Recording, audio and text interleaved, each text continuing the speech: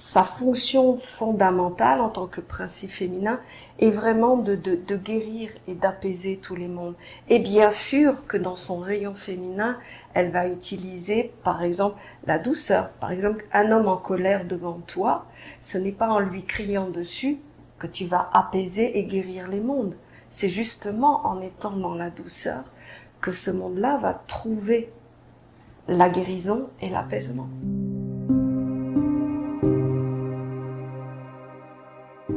Alors, d'abord, bonjour Magali. Bonjour Guillaume. Et merci d'avoir accepté de passer ce temps avec moi. Je pense que vraiment, tous ceux qui nous écoutent vont être vraiment éclairés parce que toi, tu portes un regard original. Et je l'aime pour plusieurs raisons. D'abord parce qu'il est personnel à toi. C'est vraiment tes expériences, tes explorations, tes apprentissages. En plus parce que, bien comme on chemine ensemble depuis plus de 3 décennies, dans l'enseignement essénien, tu as vraiment une couleur particulière que les étudiants sur mon site vont comprendre parce que tu as un langage et des références qui sont communes. Et puis parce qu'en même temps, tu as été une épouse, tu es veuve, mais tu as été une épouse pendant des décennies aussi. Tu es une maman, une grand-mère, tu as été une fille, et tu es une chef d'entreprise. Donc tu as comme un peu toutes les casquettes qui peuvent faire qu'aujourd'hui beaucoup de femmes sont un peu confuses dans leur expérience de la féminité. Beaucoup d'hommes en face sont aussi un peu perdus. Et la première question que je voulais te poser, c'est une question quand même large et ouverte, mais tu as déjà quand même eu écho ou vu un peu passer depuis quelques années le combat du féminisme, des femmes qui sont en colère, qui revendiquent, qui protestent, qui manifestent et qui disent qu'il y a un patriarcat, que les femmes sont soumises aux hommes et qu'il faut que ça cesse et que la société doit adopter des valeurs plus féminines. Qu'est-ce que tu penses qui est l'origine de ça? Et puis dans un deuxième temps, est-ce que leur combat et leur attitude peut amener quelque part? Je pense que leur combat, je le comprends. Quelque part, il est un peu légitime dans le sens que, effectivement, il y avait un patriarcat. Il y avait cette notion où la femme, le principe féminin, ne pouvait pas réellement se révéler dans son action. Voilà. L'idée, pour moi, il n'y a rien de négatif en soi. Là où je ne suis pas d'accord, c'est la façon dont c'est fait. Comme je dis régulièrement dans mes vidéos, aller sur le territoire d'un homme ne nous fera pas gagner. Parce que la femme n'est pas un homme déjà. Et en plus, la femme doit retrouver son origine féminine. Ce n'est pas en écrasant un homme, en prenant le pouvoir absolument, en montrant qu'elle est capable. La femme est capable de tout ça. Simplement, elle se trompe dans la façon de faire.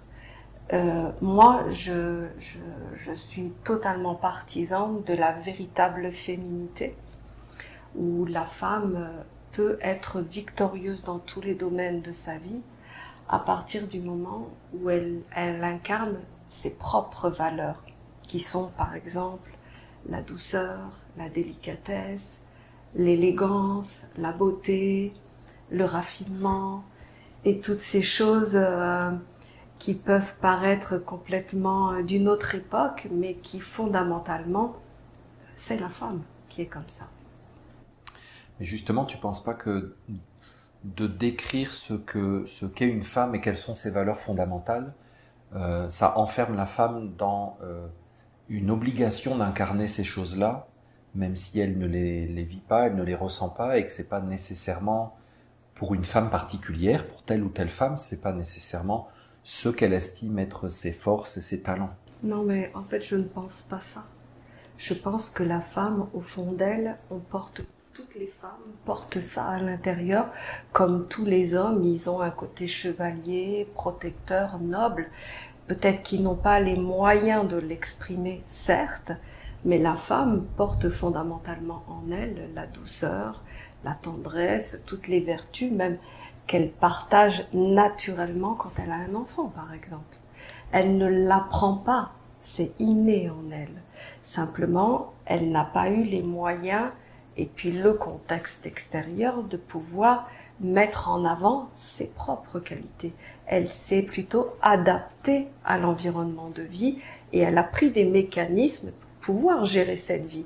Mais au fond d'elle, je suis persuadée que toutes les femmes ont un cœur comme ça, elles sont dans la tendresse, l'affection, la beauté, la délicatesse, et c'est pas restrictif, bien au contraire.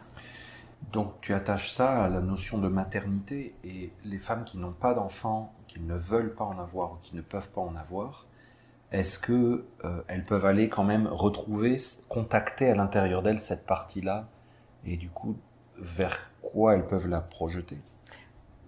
Les êtres, il y en a qui le font avec les animaux, il y en a qui le font avec des êtres, il y en a qui s'engagent dans des actions humanitaires, mais la vraie chose, c'est pas tant vers quoi il faut le faire, c'est se donner la possibilité de mettre en avant et d'assumer ce qu'elles sont à l'intérieur, parce que c'est pas tant vers l'extérieur, là où ça va bloquer, c'est que de toute façon, inévitablement, l'extérieur ne sera jamais comme idéal pour le faire.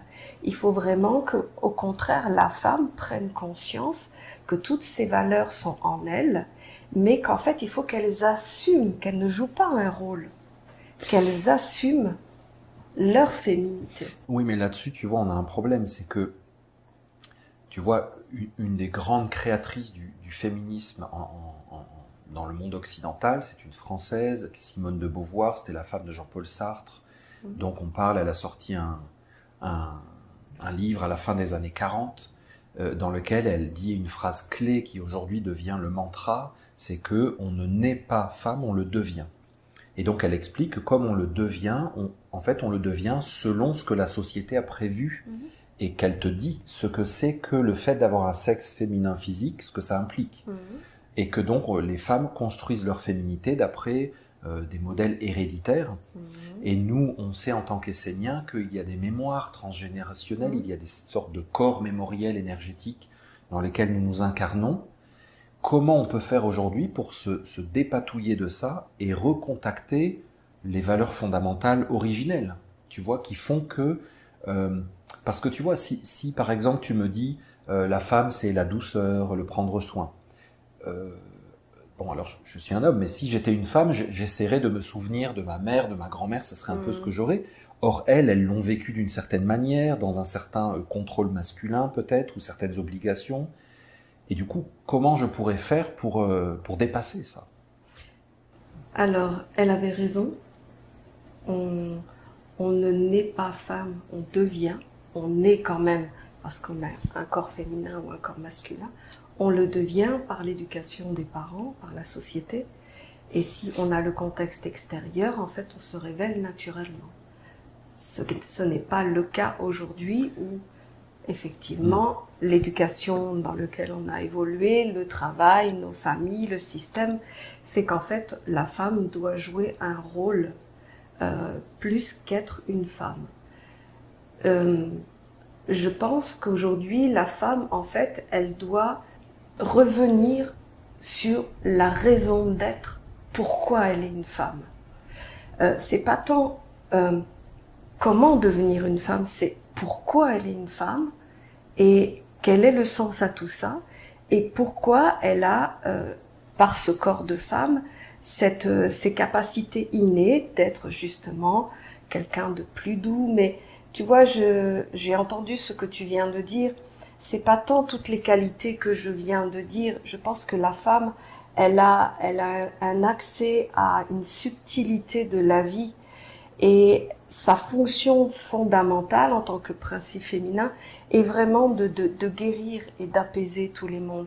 Et bien sûr que dans son rayon féminin, elle va utiliser par exemple la douceur. Par exemple, un homme en colère devant toi, ce n'est pas en lui criant dessus que tu vas apaiser et guérir les mondes. C'est justement en étant dans la douceur que ce monde-là va trouver la guérison et l'apaisement. Oui, parce que tu vois, quand tu dis la femme, sa force peut être dans la douceur et l'apaisement, je pense que certaines femmes pourraient te dire, oui, mais ça c'est comme ce que les hommes veulent ce dans quoi ils veulent nous enfermer pour nous obliger à subir et subir et subir sans avoir la force de rétorquer, de mettre des limites et de nous positionner. Alors, en fait, là, je vais carrément être un peu directe. Je pense que de toute façon, pour reprendre son principe féminin, il ne faut pas être dépendante d'un homme, d'un système. C'est une vraie démarche intérieure. C'est-à-dire qu'en fait, il faut avoir la force d'assumer ce qu'on est. Il faut avoir la force de se dire, maintenant, je veux être un principe féminin, je veux incarner la douceur, je veux être tel que je suis. La majorité des personnes, elles ne peuvent pas le faire parce qu'elles sont dépendantes justement du regard et du retour de l'autre.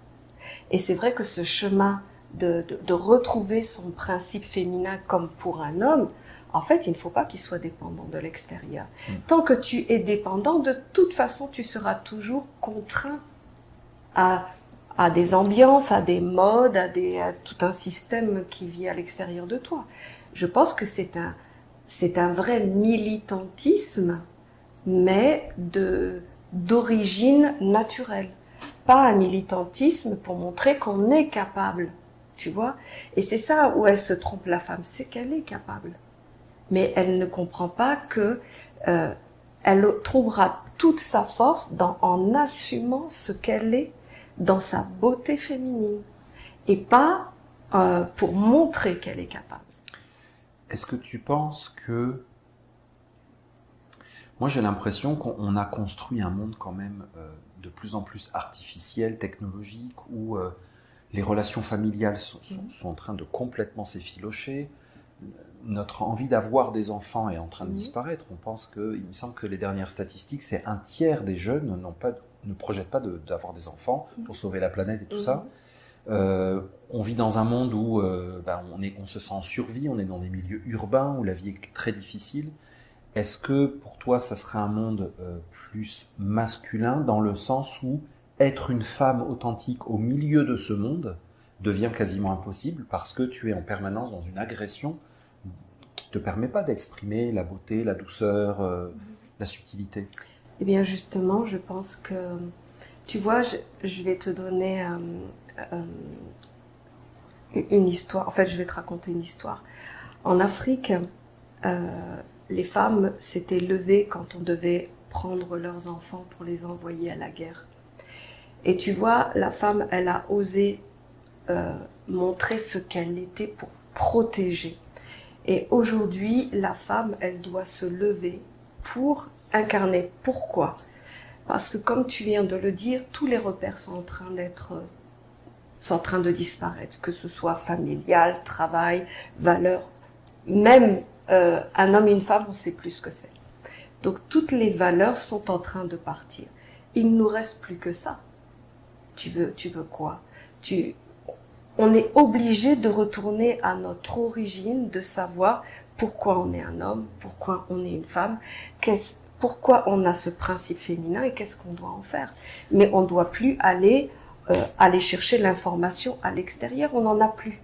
Et si on ne le fait pas aujourd'hui, dans 3 générations, on ne saura plus ce qu'était un homme, ce qu'était une femme. On racontera des choses. Avant, c'était comme ça. Mais nous, je pense que on est à une époque charnière où justement, si on doit garder la mémoire de ce que c'est qu'un principe féminin, il est temps de le réinvestir, de l'assumer. Et de toute façon, j'aurais tendance à dire, ce monde est en train de partir dans tous les sens. Je veux dire, qui va nous arrêter? On le sait qu'à l'extérieur, de toute façon, on n'est plus obligé de vivre pour plaire. On est obligé de vivre pour notre survie à nous. Donc, j'aurais tendance à dire, on n'a rien à perdre, on a tout à gagner à le faire. Et je pense que si la femme voit que, de nouveau, en se réinvestissant en tant que principe féminin, mais dans les qualités qu'elle porte, elle va devenir bien plus forte qu'en en regardant un homme et en voulant le copier. Ça m'amène sur vraiment le sujet de la collaboration, même homme-femme. On dirait que c'est une équation impossible parce qu'on est tellement différents que la seule façon qu'on va réussir à trouver pour vivre ensemble, c'est d'être identiques.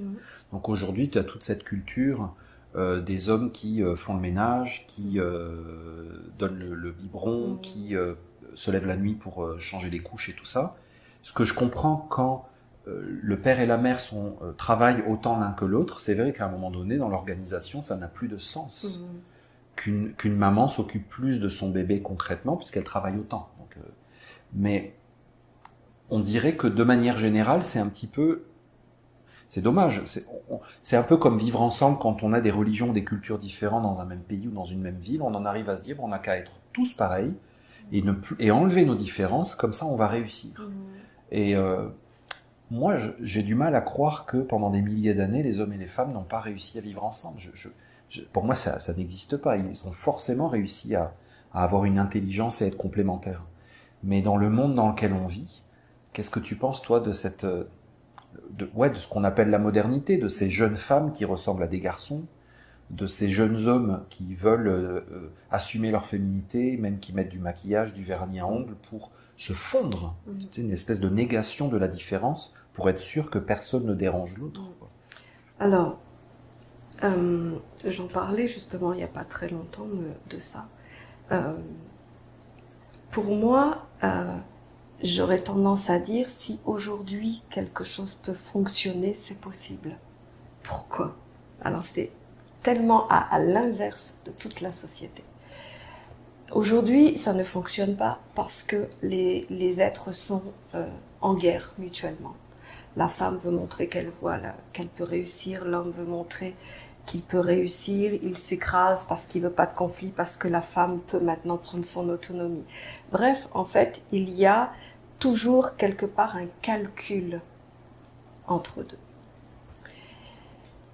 La seule chose positive que je retirerais de tout ça, c'est que aujourd'hui justement, l'homme accepte que la femme puisse avoir des convictions et puisse avoir un chemin, puisse avoir des envies particulières et puisse souhaiter des choses. Donc, ça veut dire que si aujourd'hui la femme redevient une vraie femme, si l'homme redevient un vrai homme, le dialogue pourra se faire. Pourquoi? Parce que c'est dans les mœurs aujourd'hui, justement, que l'homme acceptera la volonté de la femme et la femme acceptera la volonté de l'homme. Il n'y a pas si longtemps que ça, c'est l'homme qui décidait si oui ou non on adoptait telle philosophie de vie. Aujourd'hui, il y a, tu vois. Eh bien moi, j'aurais tendance à dire, paradoxalement, que si aujourd'hui une vraie femme va voir un homme et lui dit « Je veux être un principe féminin, voici mes valeurs, j'aimerais que tu respectes mes valeurs » et que lui devienne le principe masculin, il va être le protecteur, il va assumer son rôle d'homme, eh bien, je pense, en réalité, il peut y avoir un vrai chemin en commun vers, bien sûr, un projet ensemble, mais il y aura moins ce problème qu'il y avait juste dans nos générations passées. Aujourd'hui, en fait, j'ai tendance à croire que c'est possible par rapport à mes parents, par exemple, tu vois. Et je sais que c'est à l'encontre de tout ce qu'on pense aujourd'hui, mais de toute façon, si on reste dans un modèle actuel comme ça, où la femme revendique à l'homme, voilà, je fais ça, tu fais ça, et ainsi de suite, en fait, c'est un partage de fonctions, mais ça n'est plus un chemin en commun vers quelque chose. Et je pense qu'en fait, il faut juste reprendre nos valeurs, que ce soit la femme et que ce soit l'homme aussi. Est-ce que tu penses que... Parce qu'il y a comme les deux arguments de dire qu'on va vers un monde avec des valeurs de plus en plus féminines. Ouais. Et certains disent, ben non, au contraire, le patriarcat n'a jamais été aussi fort, les femmes doivent continuer à se battre, il y a vraiment un féminisme très très guerrier, quoi, qui tient ce discours et qui dit que les femmes doivent prendre des positions clés dans toute la société parce que, avec l'intelligence et la sensibilité féminine, les choses iront mieux. Mais déjà, rien que penser ça, c'est une idée patriarcale. Tu veux dire parce qu'elle place un principe au-dessus de l'autre? Bien sûr. Je veux dire, le problème ne sera jamais réglé avec des façons de penser comme ça. Le monde va à l'échec inévitablement. Oui, mais justement, tu sais, c'est une dynamique classique que quand tu es blessé, tu es frustré, tu es en colère, tu vas aller dans un excès inverse parce que tu es en réaction. Ça a déjà existé. Hein. Oui, j'imagine. Chez les Amazones et tout ça, ça a déjà existé. Mais justement, qu'est-ce que tu penses qui va arriver dans ce monde occidental qui est en pleine implosion? Enfin, il est en train de... De toute façon, il y a deux solutions. Soit vraiment c'est la guerre de tous contre tous. Ce que Rudolf Steiner prédisait, ouais. Ou alors il y a on va préserver la tradition de la lumière. Tradition de la lumière, c'est pourquoi tu es un homme, pourquoi tu es une femme, et si on va plus loin, pourquoi on a pris un corps de femme, pourquoi on a pris un corps d'homme. C'est bien pour incarner une valeur supérieure. Donc si tu n'es pas dans cette optique que tu crois à la valeur d'une âme et que tu prends un corps pour pouvoir incarner ton âme, écoute, tu restes quelque part dans le monde du corps et de l'existence que du corps. S'il n'y a pas d'autres valeurs, bien écoute, le corps, ça a ses limites. Alors justement, il y en a qui vont aller vers une neutralité de genre du corps ou, j'allais dire, en faisant des opérations, des traitements. Ça, je pense que c'est vraiment une extrême minorité, mais il y en a, ou simplement un peu le minimisant, en se disant moi je suis ni un homme ni une femme, ou c'est un détail dans ma vie parce qu'avant tout je suis une âme. Et il y a beaucoup chez les gens spirituels cette affirmation qu'on est avant tout des âmes et tout ça. Pourquoi toi tu insistes tant sur le féminin, le masculin et parce que dans le fond, même moi-même, je suis en partie un homme et je ne suis pas qu'un homme parce que Bien sûr.